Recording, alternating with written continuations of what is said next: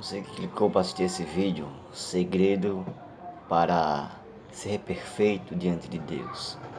Bom, queridos, eu não quero dar nenhuma fórmula mágica, até porque não existe uma fórmula mágica para você ser perfeito diante de Deus. Todos nós somos falhos, todos nós somos fracos e o nosso Deus é muito soberano. Mas é interessante que Tiago, o irmão de Jesus, ele nos ensinou como um homem pode ficar perfeito, mesmo sendo em carne, mesmo sendo falho. Como ele pode ser perfeito diante de Deus. Mas antes de eu falar sobre isso, eu quero mostrar a vocês quem foi Tiago. Tiago, irmão de Cristo, a Bíblia fala em João, capítulo 7, versículo 5, que o próprio Tiago, não só Tiago, mas os irmãos de Jesus, todos eles, não acreditavam em Jesus. Não acreditavam nele. E como é que um homem ele iria acreditar que Jesus ele era o Messias na situação de Tiago e de seus irmãos? Ele cresceu com ele, aprendeu com ele, via que ele veio da mesma barriga que ele veio, de Maria. E quando Jesus atinge 30 anos, começa a pregar dizendo: eu sou o Cristo, eu sou o Messias. Era praticamente impossível ele acreditar. Até eu, até você, não dá crédito. Mesmo vendo os milagres, mas saber a origem dele, isso descredibilizava totalmente Jesus.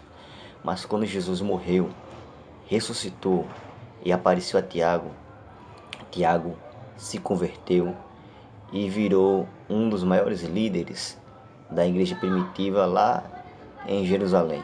No mesmo lugar onde Jesus morreu, foi onde ele foi considerado pastor daquela região. Claro que não se chamava pastor, mas uma comparação com os dias atuais, era como se fosse isso, era o líder daquela revolução, podemos assim dizer, daquela região.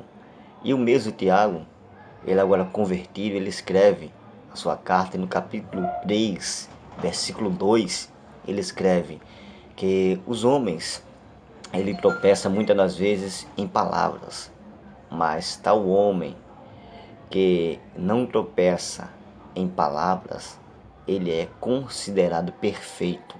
O segredo, queridos, é não tropeçarmos nas nossas palavras.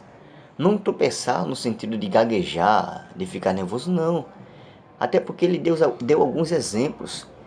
Ele deu exemplo que o homem, ele através de uma corda, ele consegue dominar um cavalo, colocando em sua boca, dominando a boca do cavalo, ele consegue controlar todo o seu corpo. O segundo exemplo que ele deu foi das naus, dos navios. Um grande barco e um pequeno leme. E com aquele pequeno leme, ele pode governar todo o navio. Deixa eu te dizer uma coisa aqui neste momento. Não adianta, vou repetir, não adianta você profetizar tanto, você orar tanto, você clamar tanto, você falar tanto no nome de Cristo, e quando você estiver em um lugar que não é igreja, em um lugar que você não precise profetizar, você usar sua boca para amaldiçoar, não adianta. O próprio Tiago ensinou que o perfeito diante de Deus tem que não tropeçar em palavras. Não pode uma fonte jorrar duas águas, ou ela jorra água doce ou jorra água amarga. Não tem como você usar sua boca para amaldiçoar alguém e depois querer usar a mesma boca para abençoar alguém. Isso não tem validade, isso não funciona com Deus. Não tem jeito. Como falei, uma fonte não pode jorrar duas águas. Ou você abençoa, ou você amaldiçoa. Irmãos, eu poderia falar várias palavras aqui, mas eu quero dar exemplo. A palavra danado. A palavra danado significa amaldiçoado, condenado ao inferno. E quantas pessoas não tropeçam nessa palavra e chamam seus próprios filhos de danado? Quantas? Então, que isso sirva de alerta para você. Até o próximo.